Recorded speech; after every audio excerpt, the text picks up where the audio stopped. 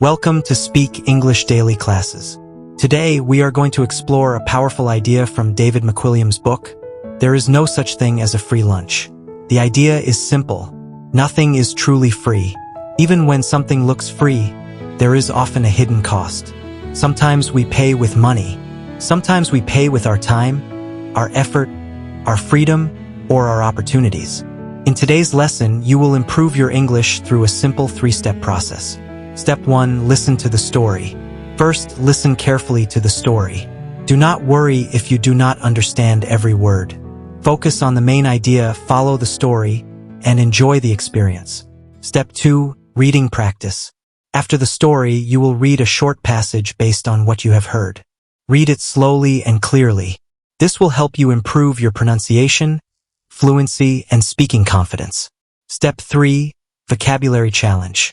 Finally, we will test your vocabulary.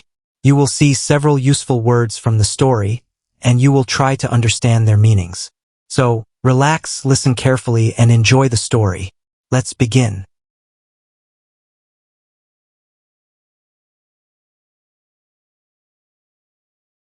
Section 1. The Free Lunch.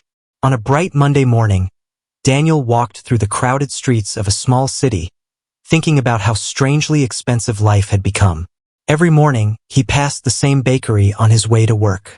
The smell of fresh bread and coffee floated through the air, making him slow down for a few seconds before continuing toward his office. He had learned to ignore the temptation because he was trying to save money. His salary was not terrible, but somehow, by the end of every month, there was never enough left. Rent, transportation, food, phone bills, small purchases, and unexpected expenses seemed to quietly take everything away. That morning, however, something unusual caught his attention. A large sign had been placed outside the bakery. It was bright, simple, and impossible to miss. It announced that the bakery was giving away free breakfast to the first 50 customers. Daniel stopped and read the sign twice. A free breakfast. That sounded almost too good to be true. For a moment, he looked toward the entrance.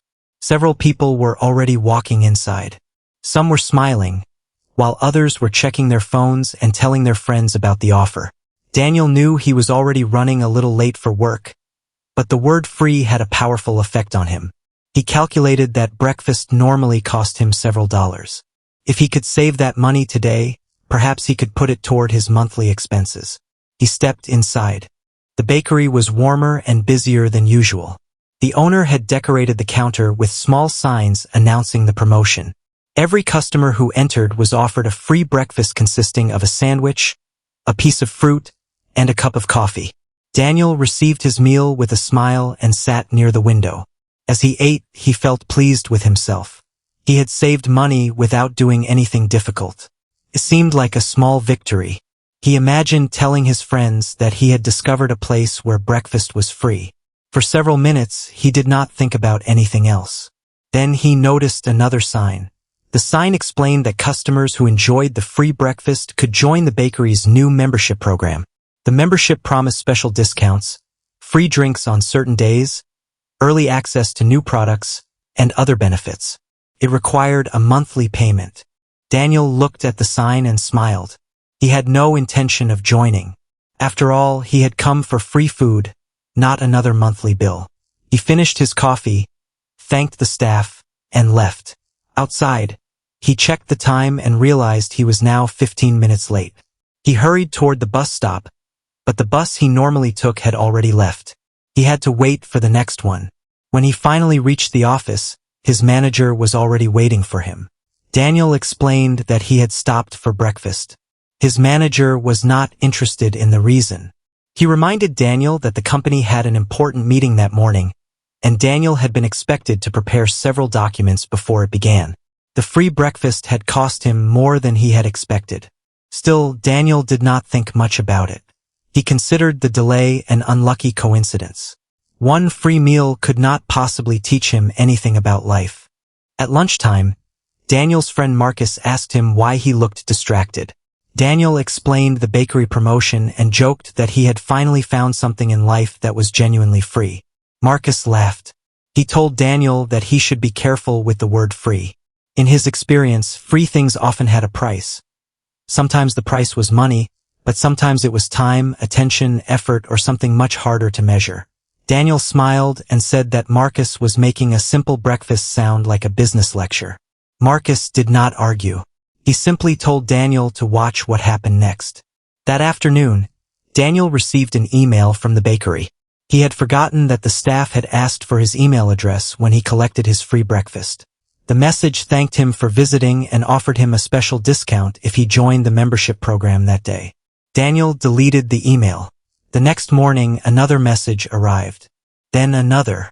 By the end of the week, Daniel was receiving promotional emails almost every day. He also began seeing advertisements from the bakery on social media. The company seemed to know exactly what kind of food he liked. Whenever he opened his phone, he saw pictures of sandwiches, coffee, cakes, and special offers. Daniel found it slightly annoying, but he still thought the breakfast had been free. A few days later, the bakery announced another promotion. Customers who brought a friend could receive 2 free coffees. Daniel remembered that his colleague Sarah loved coffee, so he invited her. They went together after work. This time, Daniel noticed something he had missed before. The free coffee was available only if customers purchased a dessert.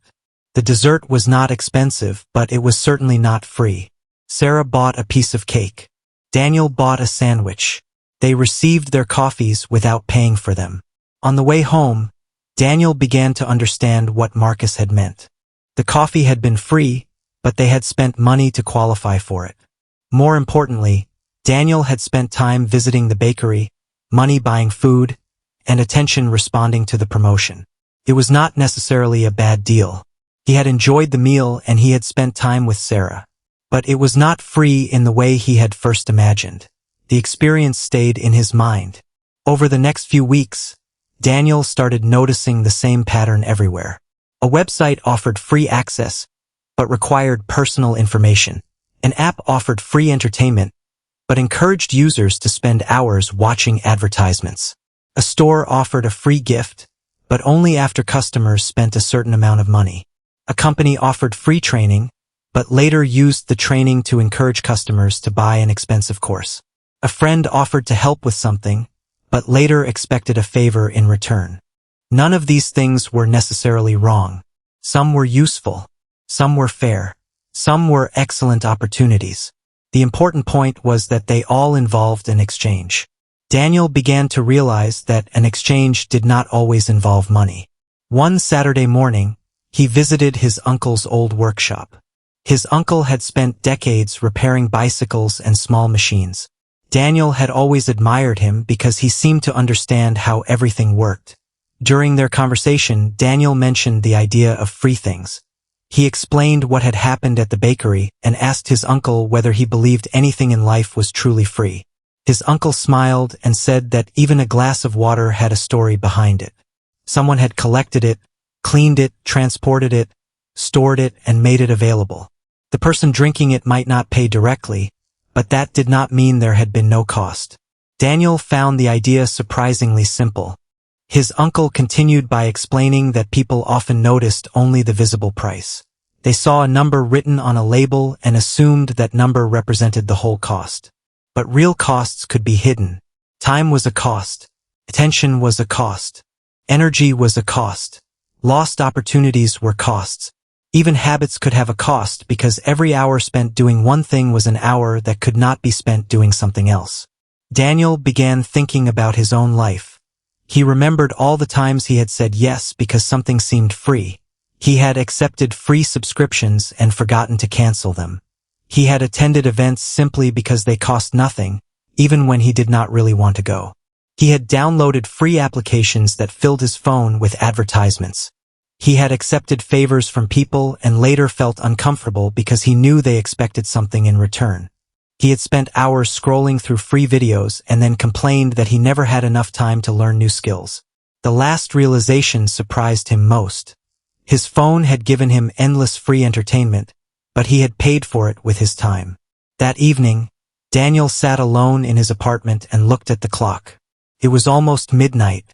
He had planned to read a book, exercise, and prepare for an important meeting. Instead, he had spent nearly 3 hours watching short videos. There had been no bill, No payment, no notification. No receipt. Yet he had paid. He had paid with 3 hours of his life. For the first time, Daniel understood the deeper meaning behind the phrase, nothing is free. The idea was not simply about money. It was about choices. Every choice meant giving something up. If he spent money on one thing, he had less money for another. If he spent an hour on entertainment, he had one less hour for learning. If he accepted an opportunity, he might have less time for another opportunity. If he said yes to one person, he might have to say no to someone else. The cost was not always visible at the moment of decision. Sometimes it appeared much later. Daniel decided to test this idea during the following week. Instead of immediately accepting offers that used the word free, he would stop and ask himself one question. What am I really paying? On Monday, he received a free trial for a new online service. Before accepting it, he read the conditions and discovered that the service would automatically charge him after 7 days. He decided that he did not need it. On Tuesday, a colleague invited him to a free networking event. Daniel almost accepted immediately, but then remembered that he had an important project to finish. He politely declined. On Wednesday, a shop offered him a free gift if he spent a certain amount. He looked at the products and realized that he was about to buy things he did not need simply to receive something he did not want. He walked away. By Thursday, Daniel felt strangely different. He was not becoming suspicious of everything. He was simply becoming more aware. He still accepted free coffee when someone offered it. He still enjoyed free music, free parks, free conversations, and free moments with friends. The difference was that he no longer confused free with costless. A thing could be free in price and still have a cost. And sometimes that cost could be much greater than money. On Friday evening, Daniel returned to the bakery where the whole lesson had begun. The same sign was still outside, announcing another free promotion. He stood in front of it for a moment. He smiled. Then he walked inside, not because the breakfast was free, but because he genuinely wanted a coffee. He paid for it, and for the first time he felt that he had made a better bargain. The coffee had a price, but at least he knew what he was paying. As he sat near the window, he noticed a young man outside reading the same promotional sign that had once caught Daniel's attention. The young man looked excited. Daniel almost laughed. He remembered exactly how he had felt that morning. He wanted to warn the stranger, but then he stopped. There was nothing wrong with accepting a free offer. The important thing was to understand the exchange. Daniel finished his coffee and looked out at the busy street. People were rushing from one place to another, buying things, accepting offers, making decisions, and chasing opportunities. Some were looking for bargains. Others were looking for shortcuts. Almost everyone wanted to get more while paying less. Daniel finally understood that this was not just a lesson about shopping. It was a lesson about life. The most important costs were often the ones nobody wrote on a price tag. And sometimes the most expensive things were the ones that appeared to cost nothing at all. Section 2. The hidden price of a choice. The following Monday, Daniel arrived at work earlier than usual. He had started to think differently about ordinary decisions, and that change made him more observant. The office looked exactly as it always did. People were answering emails, carrying coffee, discussing deadlines, and moving quickly from one meeting to another. Yet Daniel began to notice small exchanges that he had ignored before. Someone offered help, another person offered information, a manager offered an opportunity, and a company offered a benefit. Every offer seemed simple on the surface, but Daniel now wondered what each one required in return. That morning, his manager called him into a meeting and offered him a new responsibility. The company was preparing an important project, and Daniel had been selected to help manage part of it. The opportunity sounded attractive. It would give him experience, visibility, and a chance to work with senior people.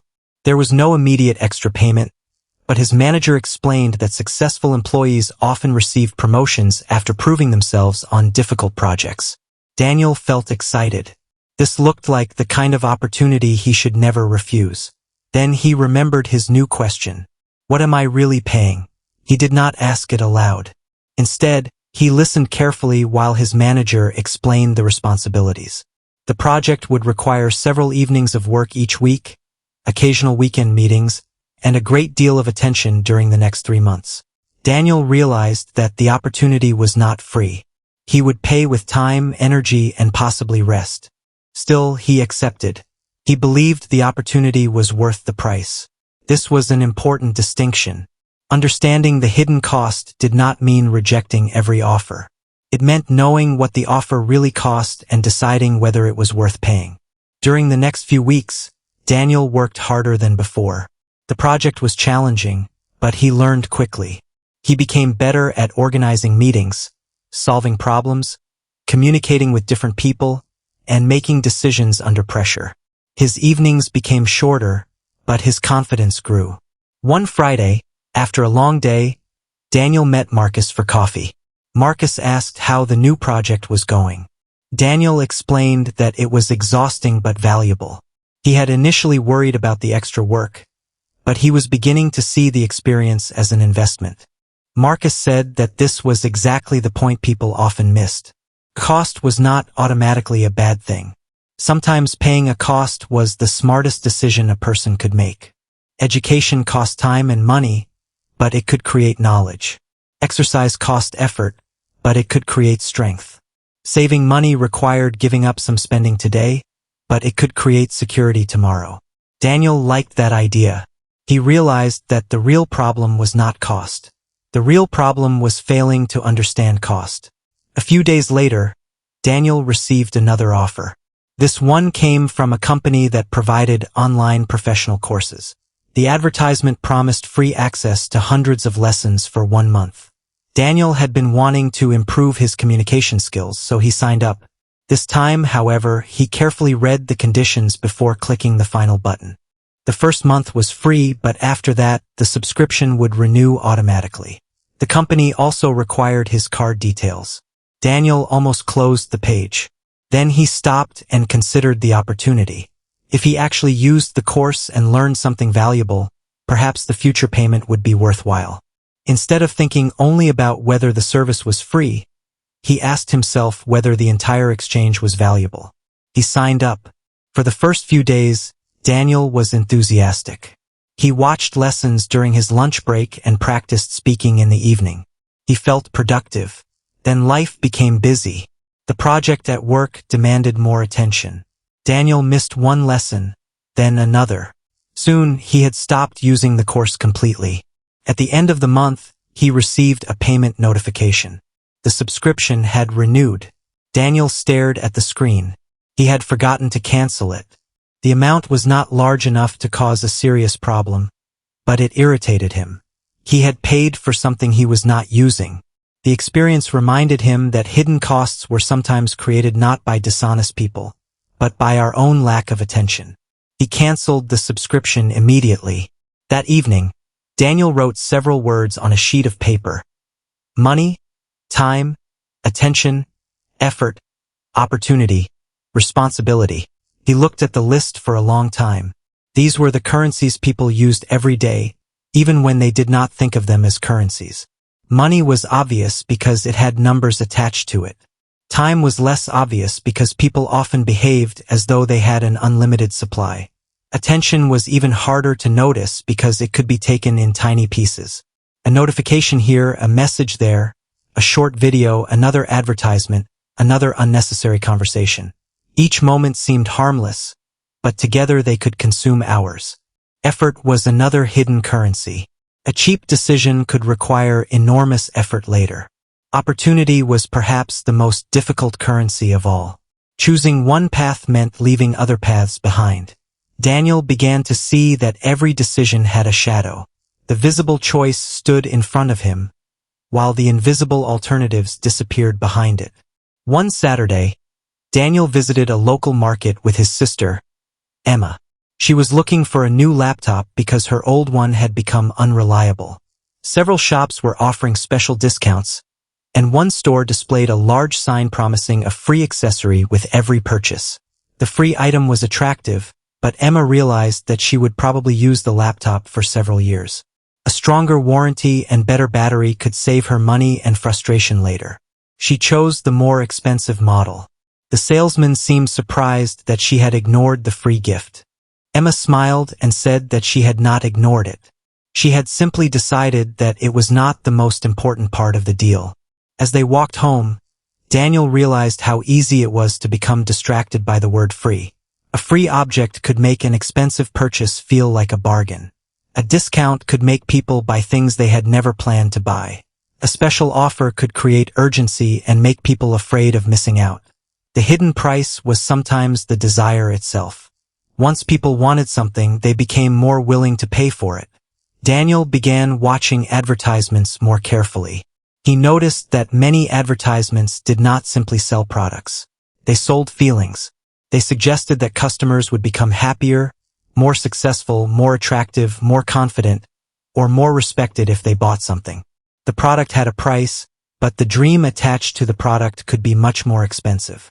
One evening, Daniel's younger cousin, Leo, asked him for advice. Leo had recently started his first job and was excited about having his own income. He wanted to buy a new phone, new shoes, expensive headphones, and several other things he had wanted for years. Daniel did not tell him what to buy. Instead, he asked Leo to imagine that every purchase came with a second price tag. The first tag showed the amount of money. The second showed what the purchase would cost in future possibilities. If Leo spent a large amount today, perhaps he would have less money to save. If he spent his evenings comparing products online, perhaps he would have less time for other activities. If he bought something mainly because his friends had it, perhaps he would be paying for approval rather than usefulness. Leo thought about it. He still wanted the phone. Daniel told him that wanting it was not a problem. The important thing was to know why he wanted it and what he was willing to give up for it. That conversation changed something for Leo. Instead of buying everything immediately, he decided to wait 2 weeks. During those 2 weeks, he noticed that some of the things he had wanted no longer seemed important. The desire had been temporary. The cost would have been permanent. Daniel found that idea powerful. Many decisions looked different when people gave themselves time to think. A few days later, Marcus invited Daniel to a free business seminar. The event promised valuable advice from successful entrepreneurs, free refreshments, and opportunities to meet interesting people. Daniel was tempted, but he was already busy. He checked the schedule. The seminar would take 4 hours. Daniel considered the possible benefits. He might learn something useful. He might meet someone important. He might discover a new opportunity. But he also considered the cost. 4 hours meant 4 hours away from his current project, his family, his exercise, and his rest. He decided to attend for the first 2 hours and leave afterward if he felt the event was not useful. The decision worked well. The seminar contained some useful ideas, but much of it was promotional. The organizers spent considerable time encouraging attendees to purchase a premium program. Daniel did not feel cheated. He had understood that the event was designed to introduce people to a business. The free seminar was part of the company's marketing strategy. Again, free did not mean meaningless. It meant that the payment was happening somewhere else. The company was paying for the event because it expected some people to become customers. Once Daniel understood that, the entire experience became easier to evaluate. He began to notice a deeper pattern. In business, free offers could be useful because they allowed companies to attract attention and build relationships. In personal life, free favors could strengthen relationships when given sincerely. In education, free resources could help people learn. The presence of a cost did not make an exchange bad. The danger came when people refused to see the exchange. That idea became especially important when Daniel received a surprising message from an old friend. The friend had started a small business and asked Daniel to help with some promotional work. He promised that there would be no payment because it would be good experience and could lead to future opportunities. Daniel wanted to help, but this time he did not immediately say yes. He asked how many hours the work would require. The friend estimated 10 to 15 hours. Daniel asked when it needed to be finished. The friend said by the end of the week. Daniel looked at his calendar. He already had a demanding project at work. Helping his friend would mean giving up most of his free evenings. For a moment, Daniel felt guilty. He worried that asking about the cost of his time made him selfish. Then he remembered something his uncle had said. A person's time was still valuable even when no money changed hands. Daniel explained honestly that he could not give 15 hours that week, but he could give 2 hours to review the work and offer suggestions. His friend accepted. Daniel felt relieved. He had learned another important lesson. Saying no did not always mean rejecting a person. Sometimes it meant protecting the value of his own time. As Daniel walked home that evening, he thought about the bakery where his lesson had begun. He remembered the free breakfast, the emails, the promotions, the coffees, and all the small decisions that had followed. He no longer thought of the experience as a trick. It had been an education. The breakfast had cost him time. The emails had cost him attention. The promotion had encouraged him to spend. But the experience had also given him something valuable. It had taught him to look beyond the first price. And perhaps that was the real lesson behind the idea that there is no such thing as a free lunch. Life constantly presents offers. Some are good. Some are bad. Some are generous. Some are designed to influence us. Some are worth accepting. Some are better left alone. But every choice asks for something in return. Sometimes the payment is immediate. Sometimes it comes later. And sometimes the price is hidden so well that we do not recognize it until the decision has already been made. Daniel had learned to pause before accepting the next offer. Not because he was afraid of being cheated. Not because he believed everything was a trap. He paused because he had finally understood the value of asking one simple question. What am I really paying? That question did not make life more complicated. It made life clearer. Section 3. The cost of free. After several weeks of thinking about hidden costs, Daniel began to notice something else. People did not always make bad decisions because they were careless. Sometimes they made bad decisions because they focused on what they were getting and forgot to consider what they were giving up. This happened to Daniel one Friday afternoon. His company announced that employees could work from home every Friday. There was no reduction in salary, and the new arrangement sounded like a wonderful benefit. Daniel immediately thought about the time he would save by not traveling to the office. He could wake up later, avoid traffic, and have lunch at home. It seemed like a gift. On the first Friday, Daniel enjoyed the freedom. He worked from his apartment, drank coffee beside the window, and finished several tasks before lunch. By the afternoon, however, he noticed that he was working differently. Because his home was comfortable, he kept taking small breaks. He checked his phone more often. He answered personal messages between work tasks.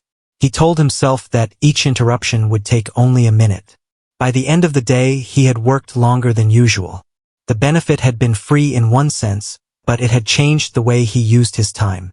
Daniel began to understand that even good things could have hidden costs. The following week, he tried to create a better routine. He placed his phone in another room, started work at the same time he normally arrived at the office, and took a proper lunch break. The second Friday was much more productive. The problem had not been working from home. The problem had been failing to understand the conditions required to make the benefit valuable. This idea stayed with Daniel. A free opportunity was not automatically useful. Its value depended on what people did with it. One Saturday, Daniel and Emma went to a public park. The city had recently renovated it, and entrance was completely free. Families were enjoying the open space, children were playing, and people were exercising along the walking paths. Daniel looked around and thought about how valuable the park was. Thousands of people could use it without paying an entrance fee. Emma reminded him that the park was not really without cost. The city had paid for the land, construction, workers, maintenance, electricity, cleaning, and security. Citizens contributed through taxes, whether they personally visited the park or not. Daniel smiled. The phrase followed him everywhere now. There is no such thing as a free lunch. The park was free to enter, but it was not free to create. This distinction was important because people often confused free access with zero cost. A service could be free for the user while being paid for by a company, a government, another customer, or society as a whole. Daniel began thinking about the internet in the same way. Every day, millions of people used websites without paying directly. They read articles, watched videos, searched for information, communicated with friends, and used countless free services. But many of these services made money through advertising. Others collected information about user behavior. Some encouraged people to purchase premium products. Again, the service could be free at the moment of use, but something valuable was being exchanged. Attention was one of those things. Daniel had once thought that spending 10 minutes online cost him nothing. Now he saw those 10 minutes differently. If he used them intentionally, they might be valuable.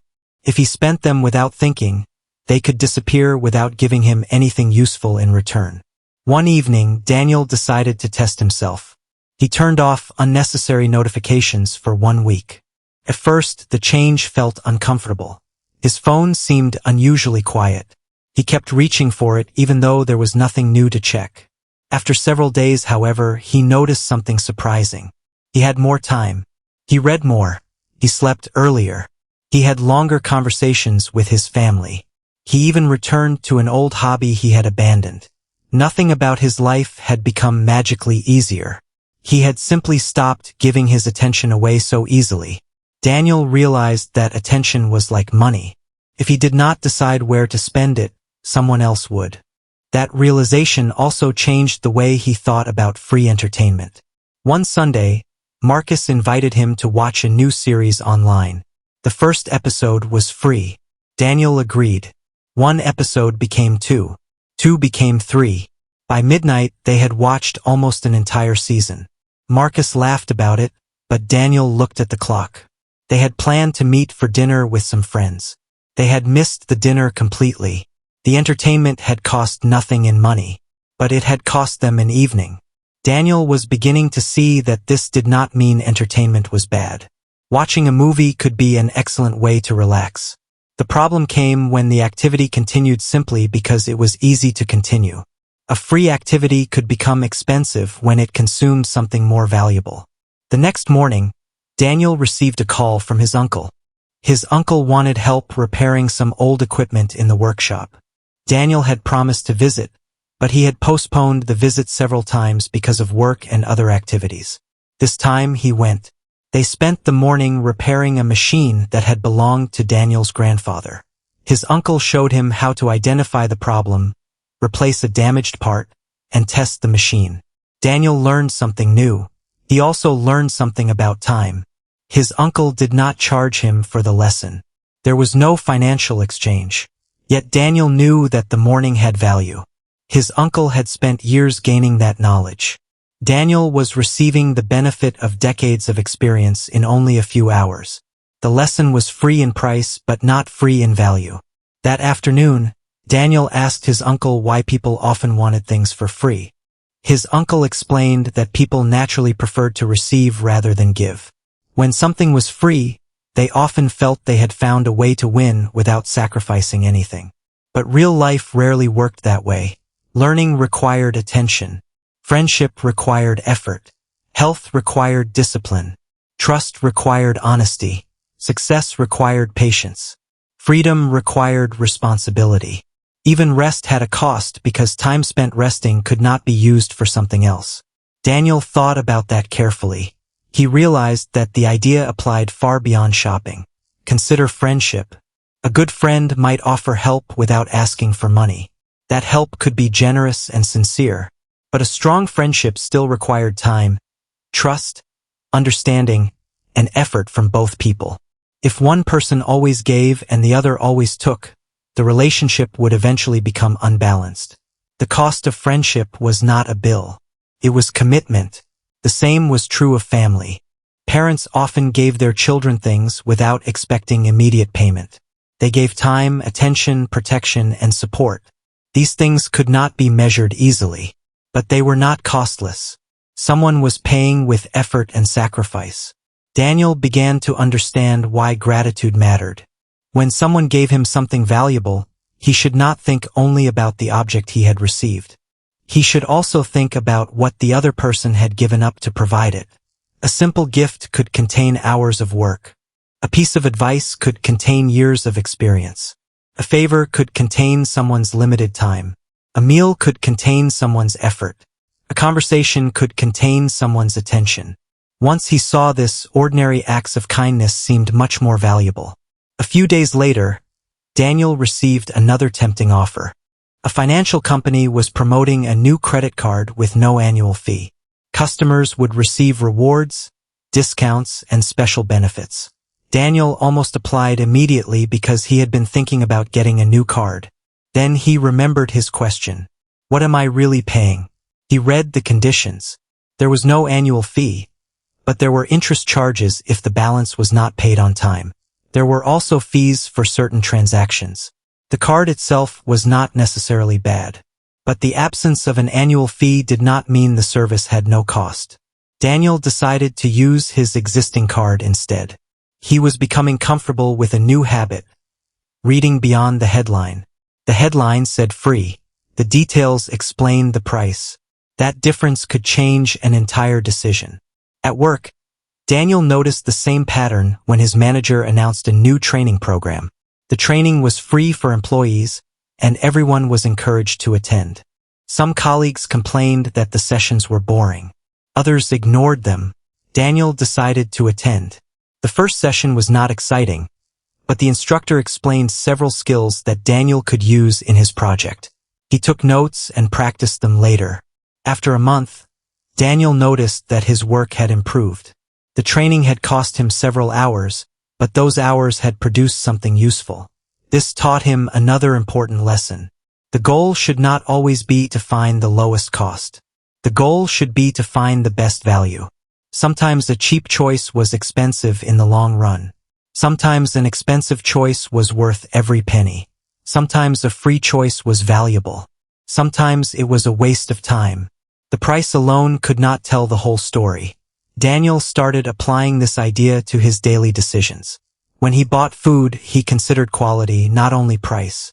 When he chose entertainment, he considered how it made him feel afterward. When he accepted an invitation, he considered whether the time was meaningful. When someone offered him an opportunity, he considered both the benefits and the responsibilities. When he made a promise, he considered whether he could actually keep it. His life did not suddenly become perfect. He still made mistakes. He still wasted time. He still bought things he did not need. He still accepted offers without thinking. But now he noticed those mistakes sooner. That awareness gave him more control. One evening, Daniel met Marcus again at the bakery. The same place where he had first discovered the hidden cost of a free breakfast had become their regular meeting place. Marcus asked whether Daniel still believed that nothing was free. Daniel looked at his coffee and smiled. He said that he had changed his mind slightly. He no longer believed the phrase meant that every free thing was a trick. He believed it meant that every valuable thing had a story behind it. Someone had paid for it. Someone had created it. Someone had sacrificed time for it. Or perhaps the person receiving it would eventually give something in return. Marcus nodded. Daniel continued thinking. A free lunch could be generous. A free lesson could change someone's life. A free conversation could provide comfort. A free opportunity could open a door. But even then, the value did not come from the absence of price. The value came from what the exchange created. Daniel looked around the bakery. People were eating, talking, laughing, and checking their phones. Some had come because of a promotion. Others had come because they liked the food. A few were working quietly with their laptops. Everyone was making an exchange. Money for food, time for conversation, attention for entertainment, effort for income, knowledge for opportunity. Nothing seemed unusual anymore. But Daniel knew that beneath every ordinary choice, there was a question most people rarely asked. What is this really costing me? He had learned that the question was not meant to make people suspicious or afraid. It was meant to make them awake. Because when people understood the real cost of their choices, they could choose more wisely. And sometimes the wisest decision was not to avoid the price. It was to pay it willingly for something that truly mattered. Section 4. The price of easy choices. As Daniel became more aware of hidden costs, he began to notice another pattern in his life. The choices that looked easiest were not always the choices that made life easier. Sometimes, avoiding a small difficulty today created a much bigger difficulty tomorrow. He discovered this one morning when he woke up late. His alarm had gone off at 6:30, but Daniel had turned it off without thinking. He had been tired after a long week, and staying in bed for another 10 minutes had seemed harmless. 10 minutes became 30. When Daniel finally got up, he rushed through breakfast, skipped his usual walk, and hurried to the bus stop. He arrived just as the bus was leaving. The next bus was 15 minutes later, and by the time he reached the office, he was late again. His manager did not say much, but Daniel knew that the delay had affected the morning meeting. The extra sleep had felt free, but it had not been free. Daniel had paid with time, stress, and a poor start to the day. He thought about how often this happened. People often chose what felt comfortable now and allowed the consequences to arrive later. Saving money today could create financial problems tomorrow. Avoiding exercise could create health problems later.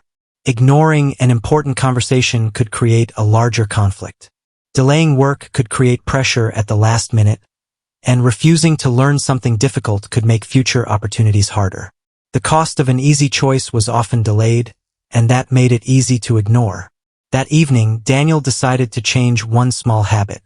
Every night before going to bed, he would prepare the next morning's clothes, bag, and important tasks. It took less than 10 minutes. The first night, he almost skipped it, but then he remembered how much 10 minutes could cost when used badly. He prepared everything, and the next morning was easier. He woke up on time, dressed quickly, ate breakfast, and left the apartment without rushing. Nothing dramatic had happened, but Daniel understood something important. Small efforts could prevent large problems. A week later, Daniel received an unexpected invitation from his company. A senior manager was organizing a small meeting with employees who wanted to develop leadership skills. The meeting was outside Daniel's normal working hours. At first, he wanted to decline because he was tired, wanted to go home, and knew the meeting would take 2 hours without any guarantee that something would come from it. But Daniel remembered that opportunities often had a cost, so he decided to attend. The meeting turned out to be more valuable than he expected. The senior manager discussed how decisions were made, how teams handled disagreements, and why people often avoided responsibility when the outcome was uncertain. Daniel listened carefully. At the end of the meeting, the manager invited employees to volunteer for a new project, and Daniel raised his hand. It meant more work, but it also meant more experience. A few months earlier, Daniel might have looked only at the extra workload and walked away. Now he considered both sides of the exchange. The project would cost him time, but it could give him skills that would remain valuable long after the project ended. He accepted. The decision was not easy. For several weeks, Daniel had less free time, so he had to organize his schedule carefully. He said no to some social invitations and reduced the amount of entertainment he watched. But slowly, the benefits appeared. He became more confident in meetings, learned how to lead a small team, and became better at solving disagreements. He discovered that difficult work could sometimes create opportunities that comfortable work never could. This reminded him of something his uncle had once said.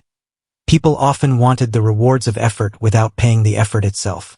They wanted strong bodies without exercise, financial security without saving, fluent English without practice, successful businesses without years of uncertainty, and close relationships without difficult conversations.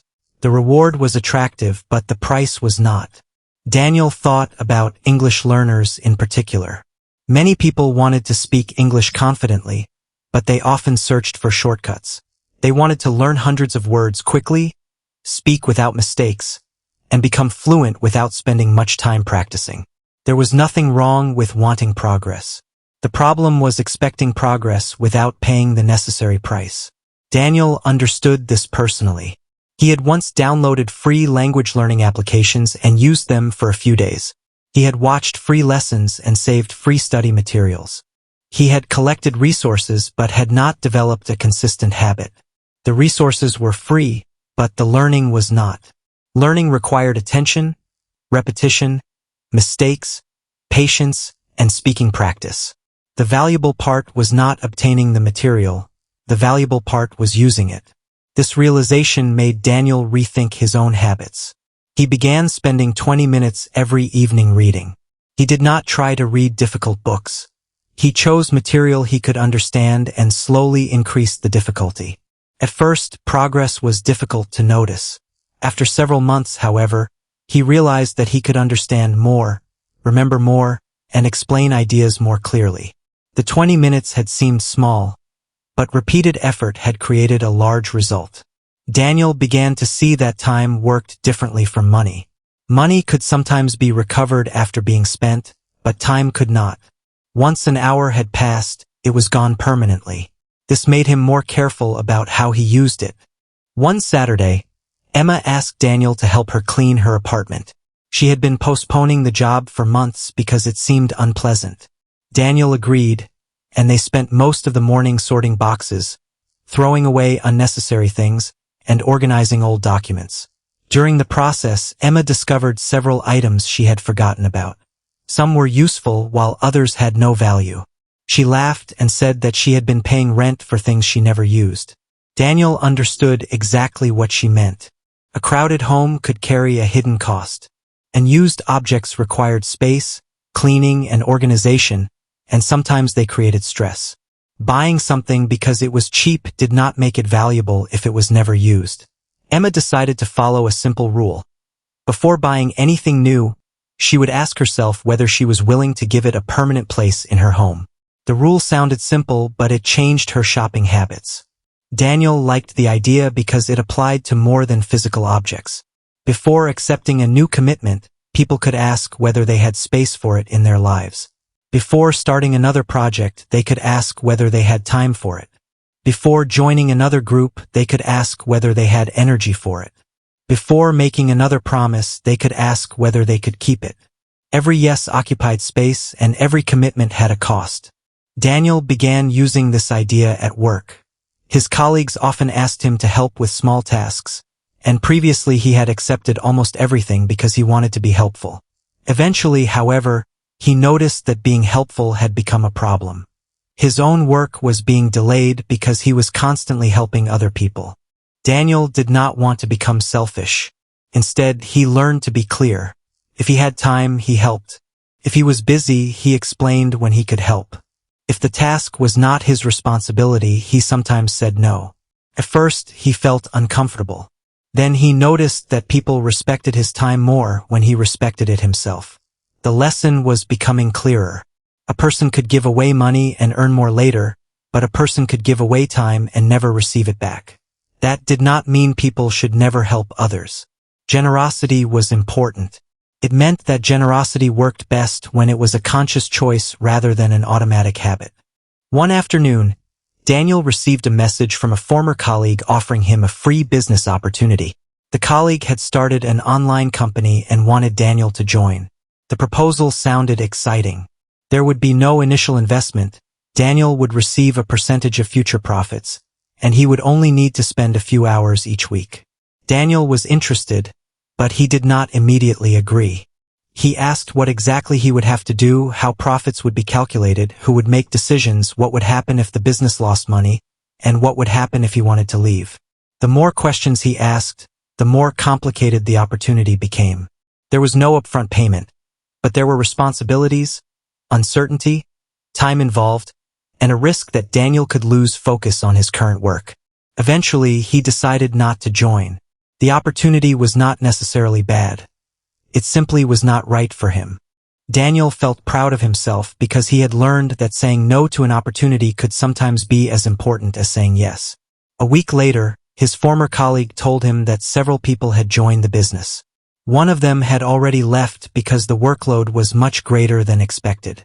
Daniel was not happy that the person had struggled, but the experience confirmed something he had learned. A free opportunity could still be expensive. The absence of an entry fee did not remove the other costs.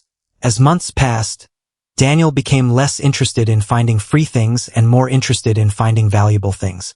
That was a major change. Before, he had asked how much something cost. Now he often asked what it would give him and what it would require from him. The second question was harder, but it was also more useful. One evening, Daniel and Marcus were walking through the city when they passed a large advertisement. Promised a fast route to success. The advertisement showed a smiling person beside a luxury car and suggested that anyone could achieve financial freedom quickly. Marcus looked at Daniel, and Daniel laughed too. They both knew that the advertisement was selling a dream, not a complete picture. Real success usually had a price. It could require years of practice, failed attempts, difficult decisions, patience, and uncertainty. The advertisement showed the reward, but it did not show the cost. Daniel realized that this was one of the most powerful ways people were influenced. They were shown the destination but not the road. They saw the successful business but not the years of work, the athlete winning but not the thousands of hours of training, the fluent speaker but not the years of practice, and the beautiful home but not the years of saving. They saw the result, but they did not see the price. That evening, Daniel went home and wrote a sentence in his notebook. "Before I admire the reward, I should understand the price." He underlined it, and the sentence became a personal rule. Whenever he saw an attractive opportunity, he tried to look beyond the surface. What would it require? What would he have to give up? What risks were involved? What would happen if things did not go according to plan? Most importantly, would the result still be worth the cost? Daniel knew he would not always make the right decision. Nobody could. But asking better questions could improve the quality of his decisions. He had started with a free breakfast, but now he was learning something much bigger. Life was full of prices that did not appear on labels. Some were paid in money, some in time, some in effort, some in attention, some in missed opportunities, and some through consequences that appeared much later. The wiser person was not the person who avoided every cost. It was the person who understood the cost before making the choice. Daniel closed his notebook and prepared for the next day. He knew tomorrow would bring new offers, new opportunities, and new decisions. Some would look attractive, some would look easy, and some would even look free. But now he was ready to look a little deeper because he had finally learned that the easiest price to see was rarely the whole price. Section 5. The Price of Convenience. Daniel had started to understand that hidden costs were not limited to money. They could appear in ordinary choices, habits, and even in things that made life more comfortable. The more he noticed these costs, the more he realized that convenience had a special place in people's lives. Convenience saved time and effort, and there was nothing wrong with wanting an easier life. The problem began when people became so comfortable that they stopped noticing what convenience was costing them. One morning, Daniel ordered breakfast instead of preparing it himself. He was tired and did not want to cook, and a food delivery application offered free delivery to new users. The order seemed like an easy choice. He selected his favorite breakfast, entered his address, and placed the order. The food arrived quickly, and Daniel enjoyed the meal. But when he looked at the final bill, he noticed several additional charges. There was a service fee, a packaging charge, and a higher menu price than the restaurant normally charged. The delivery itself was free, but the total cost was higher than he had expected. Daniel smiled when he remembered his old question. What am I really paying? The answer was not simply the delivery fee. He was paying for convenience, and the price was hidden in several small places. That experience made Daniel think about how much modern life was built around convenience. People could order food without leaving home, buy products without visiting a store, watch entertainment without going outside, and complete many tasks with a few taps on a phone. These services could save enormous amounts of time, but convenience could also create habits that made people less patient and less willing to make an effort. Daniel remembered how he had once walked to a nearby store every evening. Later, he began ordering almost everything online because it was easier. He saved a few minutes each time, but he also became less active and started buying things more frequently. The convenience had quietly changed his behavior. A few days later, Daniel visited his uncle, who was repairing an old bicycle. His uncle explained that the bicycle belonged to a customer who had bought a new one because repairing the old one seemed inconvenient. The old bicycle was strong and could have lasted many more years, but the owner had decided that buying a replacement was easier. Daniel found this interesting because the new bicycle had cost much more than the repair would have cost. Convenience had made the more expensive option feel easier. His uncle explained that people often paid extra not because they wanted something better, but because they wanted to avoid effort.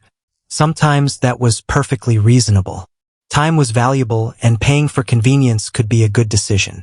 But people needed to know when they were paying for genuine value and when they were simply paying to avoid a small inconvenience. Daniel began applying this idea to his own spending. He noticed that he often bought small things because they were convenient. A ready-made meal here, a quick taxi there, an unnecessary online purchase because returning to the store felt difficult. None of these expenses seemed important on their own. Together, however, they added up.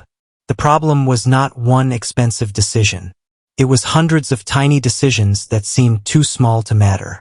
Daniel realized that money often disappeared quietly. A large purchase was easy to notice, but small purchases could become invisible because each one felt harmless. This reminded him of something Marcus had discovered about subscriptions. Marcus was paying for several services he rarely used. One subscription provided music, another provided movies, another offered cloud storage, and another gave him discounts at different stores. Each monthly payment was small, but together they represented a significant amount of money every year. Marcus had originally subscribed because each service offered a free trial or a special introductory price. The individual decisions had seemed reasonable, but the combined cost had become surprisingly large. Daniel helped him calculate the yearly amount, and Marcus was shocked. The free trials had not been free in the long run. They had been designed to make the first decision easy, while the future payments became part of the customer's routine. Daniel reviewed his own subscriptions and found two that he had completely forgotten about. He canceled them immediately. The amount he saved each month was not huge, but the habit of checking was valuable.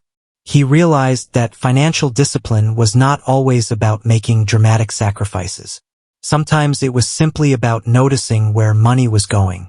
The same lesson appeared in Daniel's work life. His company introduced a new software system that promised to make communication easier. Employees could send quick messages, share files, organize meetings, and receive instant updates.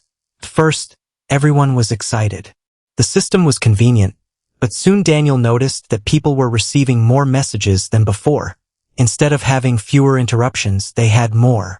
Employees were constantly checking notifications, responding to small questions, and attending meetings that could have been replaced by a short message. The tool had made communication easier, but it had also made interruption easier. Daniel suggested that the team create specific periods for focused work. During those periods, employees would turn off notifications and respond later. The idea seemed strange at first because everyone was used to being available all the time.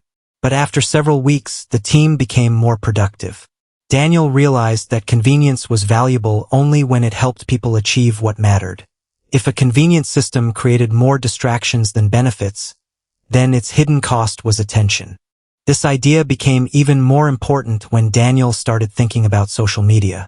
The platforms were free to use, easy to access, and filled with entertaining content. There was no obvious price at the moment of use, but the companies behind them needed to earn money. Advertising was one of the main ways they did that. The longer people stayed, the more opportunities there were to show advertisements and understand their interests. Daniel did not think this was automatically bad. The services provided real value. He enjoyed staying connected with friends and discovering useful information. But he began to understand why the platforms were designed to keep people engaged. The cost was often attention. A few minutes could become an hour without the user noticing. Daniel had experienced this himself many times. He would open his phone to check one message, then see another notification, watch a short video, read a comment, and continue scrolling. There was no single moment when he decided to spend an hour. The hour disappeared through a series of tiny choices. That made the cost harder to see. One evening, Daniel decided to remove social media applications from his phone for 7 days. He did not delete his accounts. He simply removed the easiest path to them. The first 2 days felt strange, and he kept reaching for his phone. By the third day, he stopped thinking about the applications so often. By the end of the week, he had read more, slept better, and spent more time talking with his family. He eventually reinstalled one application, but he changed the way he used it. He no longer allowed it to decide when he should pay attention. Daniel learned that convenience could be powerful because it removed friction. The easier something became, the more likely people were to do it. This could be wonderful when the behavior was useful, but dangerous when the behavior was harmful. Making healthy food convenient could improve people's lives. Making exercise easy to access could encourage activity. Making learning resources available could help students. But making distractions effortless could also make them difficult to resist. The lesson was not that convenience should be rejected. Daniel still ordered food when he was busy. He still used delivery services, online shopping, and digital communication. He simply became more conscious of the exchange. If convenience saved him an hour that he could use for something important, paying for it could be worthwhile. If convenience encouraged him to spend money or time without thinking, he became more cautious. A similar principle applied to education. Daniel had once believed that free learning materials were enough to improve his English. He had collected videos, articles, vocabulary lists, and applications. But he discovered that collecting resources was not the same as learning. The convenience of having thousands of lessons available had made him feel productive without requiring consistent practice. Eventually, he chose one simple routine. He would listen to English every day, read a short passage aloud, and review a few useful words. The resources were simple, but the habit produced results. Daniel realized that the value of education came from practice, not from the number of materials available. One weekend, Daniel met a young man who had recently started a small business. The young man had discovered several free tools that could help him run the company, and he was excited because he believed they would save money. Daniel asked whether he had calculated the time required to learn and manage all of them. The young man admitted that he had not. He had chosen several different tools because each one was free, but now he spent hours trying to understand how they worked together. Daniel suggested that he calculate the value of his own time. If a paid tool could save him several hours every week, perhaps paying for it would actually be cheaper. The young man followed the advice and discovered that one simple paid service could replace several free tools. The monthly fee was higher than zero, but the total cost was lower because he saved time. This was another lesson Daniel had learned. The cheapest option was not always the least expensive option. As Daniel continued thinking about convenience, he became more aware of another hidden cost: dependence. When people used a service for a long time because it was convenient, they could become dependent on it. They might forget how to do things themselves, stop learning basic skills, or become uncomfortable when the service was unavailable. Daniel decided to learn a few practical skills that he had always paid others to handle. He learned how to cook several simple meals, repair small problems at home, manage his finances, and organize his files. He still paid professionals when a job required expertise, but he enjoyed knowing that he could handle simple problems himself. One evening, Daniel wrote another sentence in his notebook. Convenience was not the enemy. Unconscious convenience was. The sentence helped him understand the issue clearly. Paying for convenience was sometimes a smart use of money. Avoiding unnecessary effort could create more time for important things. But convenience became expensive when it controlled decisions instead of serving them. Daniel looked back at the free breakfast that had started his journey. He realized that the lesson had grown far beyond the bakery. The question was no longer simply whether something was free. He was now asking whether the exchange was worthwhile. He considered money, time, attention, effort, opportunity, and long-term consequences. The answer was not always obvious, but the habit of asking made him more thoughtful. Life would always offer easy choices. There would always be free trials, special discounts, quick solutions, effortless entertainment, and convenient services. Some would be useful and some would not. The goal was not to reject them all. The goal was to understand what they were really asking in return. Convenience had a price just as everything else did. Sometimes the price was money. Sometimes it was time. Sometimes it was attention. Sometimes it was independence. And sometimes the price was simply the habit of choosing what was easiest instead of what was best. Daniel closed his notebook and prepared for the next day. He knew that the world would continue offering him easier choices, and he knew that he would continue accepting some of them. But now he would make those choices with his eyes open. The question would remain simple but powerful. If this feels free or easy, what am I really giving in return? Section 6. What are we really paying? As Daniel continued his journey, he realized that the idea of hidden costs was not only about avoiding mistakes. It was also about understanding value. A person could spend money and receive something worthless, or spend money and receive something that changed their life. The same was true of time, effort, and attention. What mattered was not simply how much something cost, but what it produced in return. One Saturday morning, Daniel visited his uncle again. They sat outside the workshop while his uncle repaired an old radio. Daniel told him that he had started thinking differently about every purchase and every opportunity. His uncle listened and explained that there was a danger in taking the idea too far. If people became obsessed with avoiding every cost, they could become afraid to spend money, take risks, help others, or try new things. Life was not about avoiding payment. It was about choosing what was worth paying for. Daniel understood the difference. He remembered how he had once rejected an expensive English course simply because it cost money. Later, he had spent months collecting free materials without making much progress. The free resources had cost nothing financially, but they had cost him time because he had never followed a consistent system. He now understood that a good course could be worth paying for if it provided structure, feedback, and accountability. The real question was not whether it was free. The real question was whether it helped him move forward. That afternoon, Daniel decided to make a personal list of things he considered valuable. At the top, he placed time with family. He realized that these moments could not be replaced by money. Next came learning, health, trustworthy relationships, meaningful work, and peace of mind. He noticed that many of these things required effort. None could simply be purchased and delivered to his door. This made him think about relationships. Daniel had a friend who was always willing to help him, but Daniel had sometimes taken that kindness for granted. He had accepted advice, borrowed small amounts of money, and asked for favors without thinking about what his friend had given in return. One evening, Daniel decided to repay that kindness in a different way.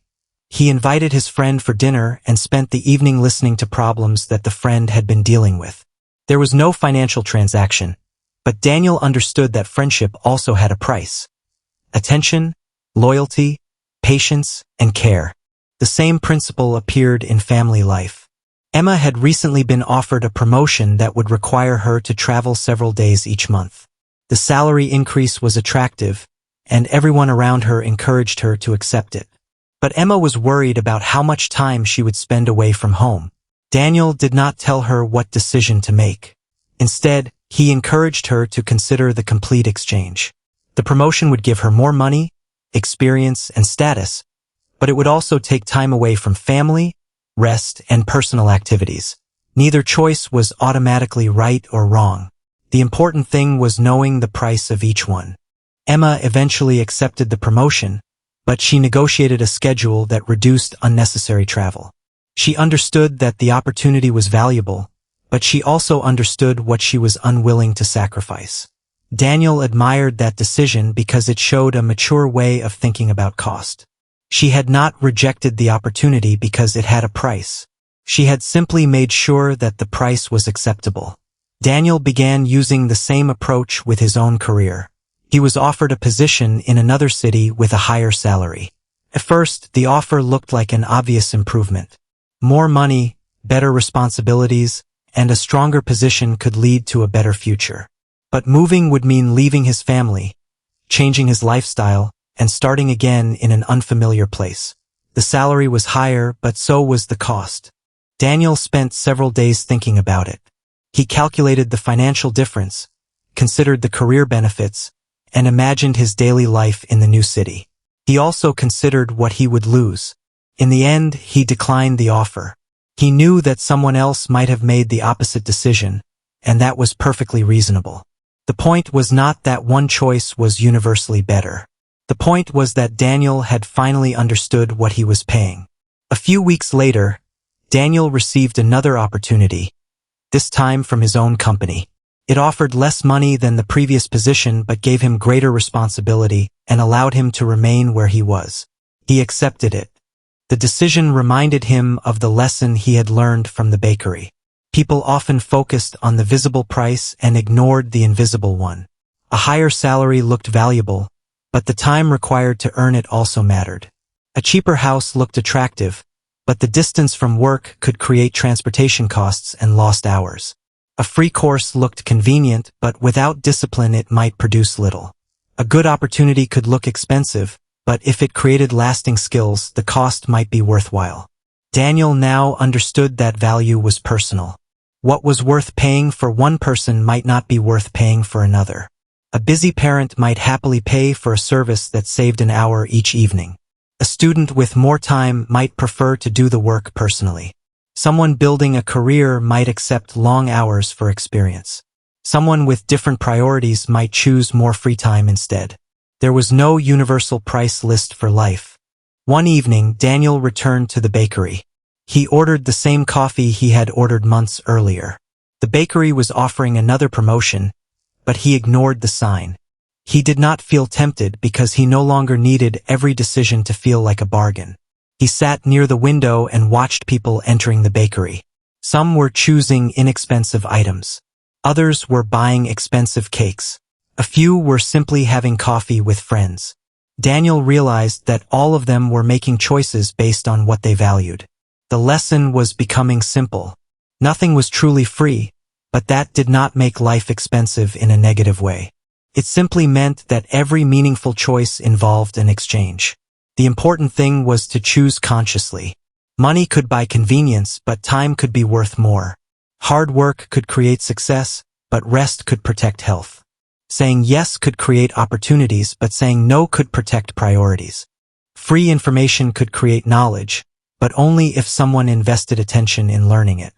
A generous gift could cost the giver money, but it could create a relationship that money could never buy. Daniel finished his coffee and looked at the small notebook he carried with him. He wrote one final question beneath his earlier notes. Is the price worth the value? He realized that this question was even better than asking whether something was free, because a free thing could be worthless, and an expensive thing could be priceless. The difference was not always found on the receipt. Sometimes it was found in what the choice gave back to a person's life. Section 7. The Real Lesson. Months had passed since Daniel first stopped outside the bakery and accepted a breakfast that was supposed to be free. At the time, he had thought he was simply saving a little money. He could not have imagined that one small promotion would change the way he looked at almost every decision in his life. The idea that nothing was truly free had slowly become part of his thinking. He no longer looked only at the price written on a label. He looked at time, effort, attention, responsibility, opportunity, and consequences. More importantly, he had learned that understanding a cost did not mean avoiding it. Sometimes the best decisions in life were the ones that required the greatest effort. One morning, Daniel received an invitation to speak at a small community event about personal development. The organizers had heard about the changes he had made in his life and wanted him to share his experience. There would be no payment for the talk. Daniel almost refused because he was busy with work and had several responsibilities that week. Then he stopped and considered the opportunity carefully. The event would take several hours, but it would allow him to practice speaking, meet new people, and share something useful. He decided to accept, not because it was free, but because he believed the experience was worth his time. On the day of the event, Daniel stood in front of a small audience. He explained that his lesson had begun with a simple breakfast promotion. At first, he had believed that the breakfast had saved him money. Later, he discovered that he had paid with time because he arrived late at work. He had paid with attention because the bakery began sending him advertisements. He had paid with money when promotions encouraged him to buy things he did not need. Yet he had also received something valuable in return. He had learned to question the hidden price behind his choices. Daniel explained that the same principle appeared everywhere. A free trial could become a subscription. A discount could encourage unnecessary spending. A free application could require attention or personal information. A convenient service could save time but cost more money. A difficult opportunity could require effort but create valuable skills. A free lesson could provide knowledge, but only if someone invested time in practicing it. A favor could be free in money but still require gratitude, trust, and responsibility. The audience listened quietly. Daniel could see that some people were recognizing their own experiences in his story. He continued by explaining that the phrase, "There is no such thing as a free lunch," should not make people suspicious of every offer. It should make them thoughtful. A free meal could be a generous gift. A free public service could benefit an entire community. A free educational resource could change someone's future. The important question was not whether something had a price tag. The important question was who was paying, how they were paying, and whether the exchange created genuine value. Daniel then shared another lesson he had learned. Sometimes people were so focused on getting things for free that they forgot the value of their own time. He remembered his old habit of searching for free entertainment and free learning resources. He had spent countless hours collecting materials, watching videos, and trying different applications. He had believed he was saving money, but he had not noticed that he was spending something far more limited: his time. Once he started using a simple routine consistently, his progress improved. He discovered that a small amount of focused effort was often more valuable than an unlimited supply of free information. After the talk, several people approached Daniel. One young man explained that he had been offered a job with an attractive salary, but the position required long hours and frequent travel. He had been thinking only about the money. Daniel encouraged him to consider the complete exchange. The salary was one part of the offer, but time with family, health, personal freedom, and future opportunities were also part of the calculation. The young man thanked him and said that he had never thought about the decision in that way. Another woman explained that she had recently started buying things simply because they were on sale. She had saved money on individual products but had spent much more overall because she had purchased things she did not need. Daniel told her that a discount was useful only when the product itself was worth buying. Paying less for something unnecessary was still spending money unnecessarily. These conversations reminded Daniel that the lesson was simple, but its applications were endless. On his way home, Daniel stopped at the same bakery. He remembered the first day clearly. He remembered the bright sign, the free breakfast, the excitement of saving money, and the late arrival at work. He also remembered Marcus warning him to be careful with the word free.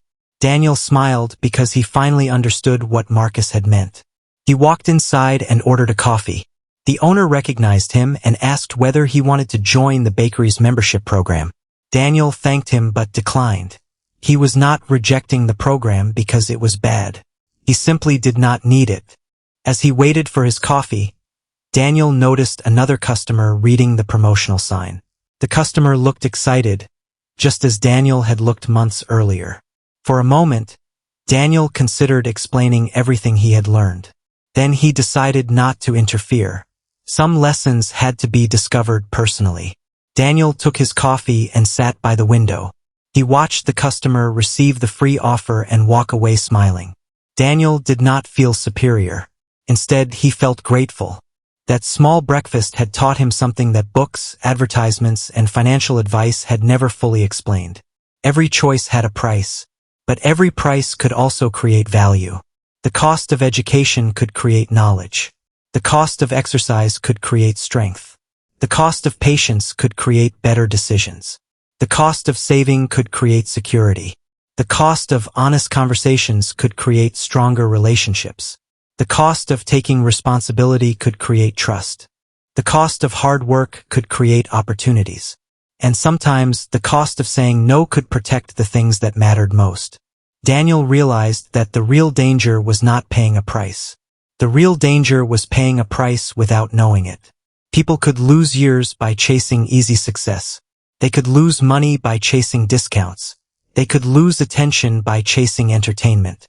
They could lose relationships by constantly choosing work. They could lose opportunities by always choosing comfort. None of these costs appeared on a receipt. That was why they were so easy to ignore. Daniel finished his coffee and looked outside. The city was busy, as always. People were going to work, shopping, meeting friends, answering messages, and making hundreds of small decisions. Most of them probably did not stop to calculate the hidden cost of each choice. That was understandable. Nobody could analyze every decision in life. Daniel had learned that the goal was not to become obsessed with costs. The goal was to become aware of the important ones. Sometimes he could choose convenience. Sometimes he could spend money. Sometimes he could accept a free offer. Sometimes he could take a risk. Sometimes he could give his time to someone who needed help. The difference was that he now wanted to choose consciously. Before leaving the bakery, Daniel opened his notebook one last time. He looked at the questions he had written over the previous months. What am I really paying? Is the price worth the value? What am I giving up by choosing this? He realized that these questions had changed more than his spending habits. They had changed the way he understood life. He wrote a final sentence beneath them. Nothing is free, but not everything has to be cheap. Daniel smiled at the sentence. He understood that a meaningful life was not about finding the lowest possible price. It was about spending the things that mattered, money, time, energy, attention, and effort, on things that truly deserved them. He had started by trying to save the price of one breakfast. He ended by learning how to value his life. And that was the real meaning behind the old saying, there is no such thing as a free lunch. Every choice asks for something. Every opportunity has a price. Every reward requires some kind of payment. The wise person is not the one who finds a way to pay nothing. The wise person is the one who understands the price, decides that the value is worth it, and pays willingly. Daniel closed his notebook, finished his coffee, and walked back into the busy street. The world continued offering free lunches, but now he knew exactly what to look for. Congratulations! You have completed the listening part of today's English lesson. You listened to the complete story, followed Daniel's journey, and discovered an important life lesson. Nothing is truly free. Every choice has a cost, whether we pay with money, time, effort, attention, or opportunity. Now it is time for step 2, reading practice. Read the passage slowly and clearly. Do not worry about reading quickly. Focus on correct pronunciation, natural pauses, and understanding the meaning. If you make a mistake, simply start the sentence again and continue with confidence. Remember, reading aloud is one of the best ways to improve your pronunciation and speaking fluency. Take a deep breath, relax, and let's begin the reading practice.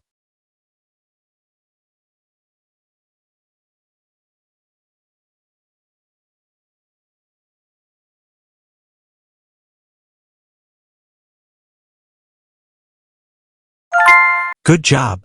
You have completed the reading practice. Now let's move on to the vocabulary challenge. You will see some words from today's story on the screen. Your task is simple. Try to understand the meaning of each word and write your answers in the comments below. Don't worry if you don't know every word. Take your time, think about the context, and make your best guess. This simple practice will help you build your vocabulary and remember new words for a longer time.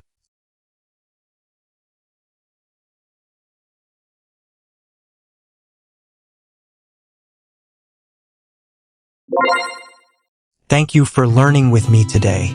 Keep practicing, keep reading, and keep speaking English every day. I'll see you in the next class. Until then, keep learning and keep improving.